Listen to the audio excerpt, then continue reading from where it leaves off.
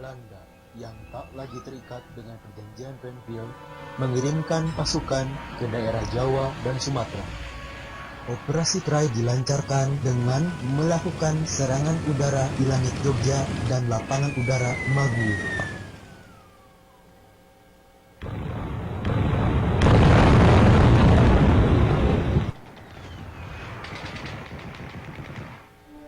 Dentuman suara bombardir menggema di tanah Jogja.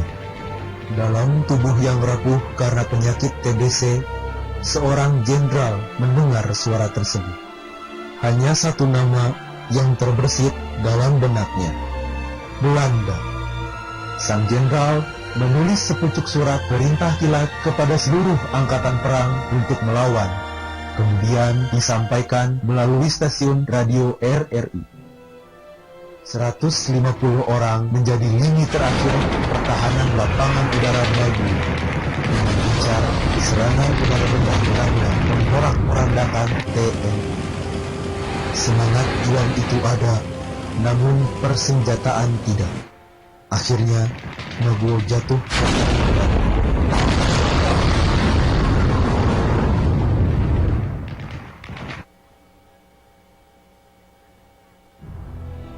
Sudirman bergegas untuk menemui Presiden Soekarno untuk mempertanyakan perihal keputusannya tentang serangan Belanda yang telah terjadi. Dr. Suwondo berusaha mencegah Jenderal Sudirman dan menyarankan kepadanya untuk tetap beristirahat. Begitu pula dengan istrinya, Siti Alfiah. Namun tak ada yang bisa menghentikan Jenderal Sudirman. Beliau tetap memaksa untuk pergi langsung ke Gedung Agung. Jenderal Sudirman memerintah Kapten Cokro Pranolo untuk menyiapkan kendaraan, untuk kemudian langsung berangkat bersama Dr. Suwondo dan ajudan pribadinya tersebut. Sampai di Gedung Agung, Sudirman menunggu di luar gedung saat sidang kabinet sedang dilaksanakan. Hasilnya, pemerintah tidak meninggalkan ibu kota. Selesai dengan sidang kabinet, Presiden Soekarno keluar dari Gedung Agung, kemudian langsung ditemui oleh Jenderal Sudirman. Presiden Soekarno terkejut melihat kondisi sang jenderal yang masih sakit. Namun, saran sang presiden ditolaknya dengan tegas. Jenderal Sudirman langsung membicarakan maksudnya untuk bergabung dengan pasukan untuk bergerilya. Soekarno kembali membujuk sang jenderal untuk pulang dan beristirahat. Ia berjanji memanggil dokter Belanda untuk segera menyembuhkannya. Namun, Jenderal Sudirman lebih memilih untuk berjuang melawan penjajah daripada melawan penyakitnya sendiri. Janji tentara dan rasa nasionalis telah membulatkan tekadnya untuk bergerilya. Jenderal Sudirman kemudian mengajak Presiden Soekarno dan Wakil Presiden Hatta untuk ikut bergerilya bersamanya. Ajakan tersebut ditolak dengan tegas oleh Presiden dengan mengatakan, "Dirman, engkau seorang prajurit. Tempatmu bukan pelarianku. Aku harus tinggal dan mungkin aku bisa berunding serta memimpin rakyat kita." Jenderal Sudirman menerima keputusan sang presiden untuk tetap tinggal di kota. Dengan sebuah gerakan hormat, Sudirman pamit pergi untuk bergerilya atas seizin Presiden Soekarno. Berbekal izin dari Presiden Soekarno, Jenderal Sudirman kembali ke kediamannya untuk bersiap-siap dan berpamitan kepada keluarga. Mulailah perjuangan Jenderal Sudirman dalam bergerilya, menempuh perjalanan sejauh 693 km selama 7 bulan, menghadapi berbagai rintangan demi mempertahankan kemerdekaan tanah air.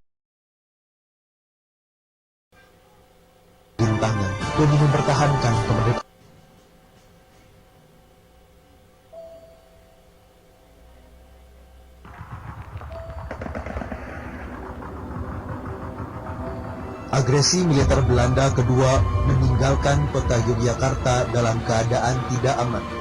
Pesawat-pesawat Belanda hilir mudik melayang di langit Yogyakarta dan menjatuhkan bom di beberapa tempat. Situasi yang tidak aman itu membuat Jenderal Sudirman mempercepat persiapannya. Semua dokumen penting dibakar agar tidak jatuh ke tangan Belanda. Sebelum pergi bergerilya, Jenderal Sudirman berpamitan dengan keluarganya.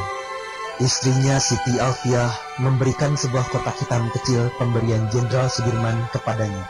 Di dalamnya berisi perhiasan-perhiasan yang dimiliki sang istri dan ibu untuk bekal perjalanan.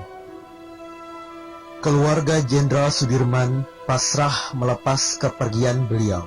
Dengan persediaan obat yang seadanya, sang jenderal tetap berniat untuk pergi memimpin gerilya. Istri Jenderal Sudirman mempercayakan kesehatan suaminya kepada semua orang yang dekat dengannya.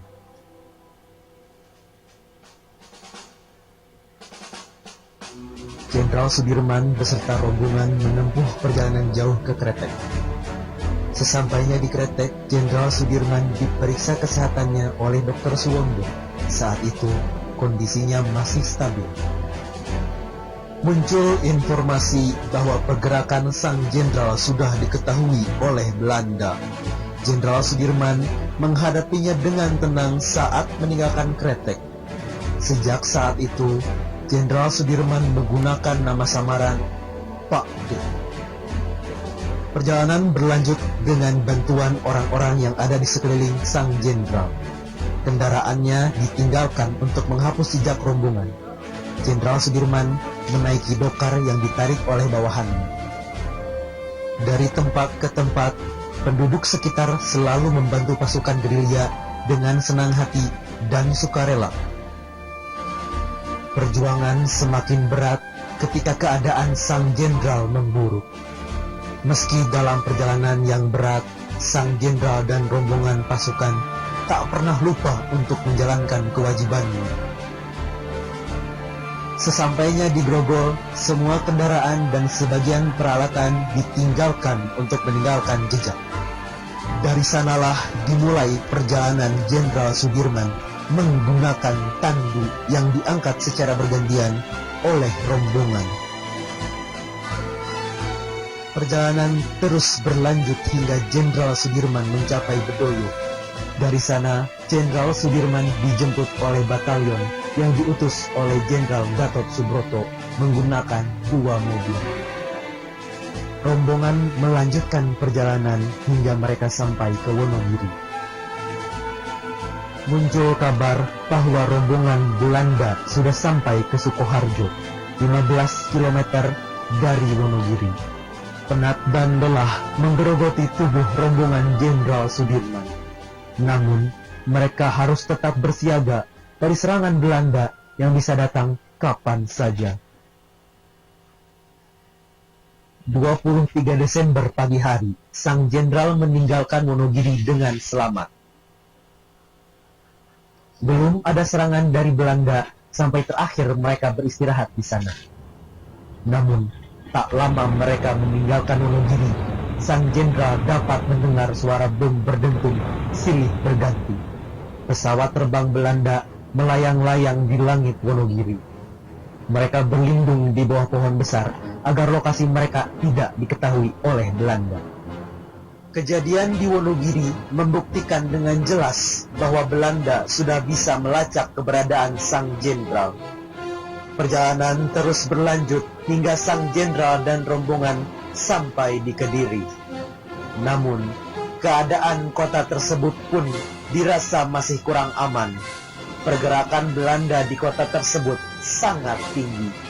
Bahkan, kota tersebut sampai jatuh ke tangan Belanda. Sang jenderal terpaksa harus menjauh dari kota Kediri lebih jauh, berpindah-pindah dari desa ke desa, hingga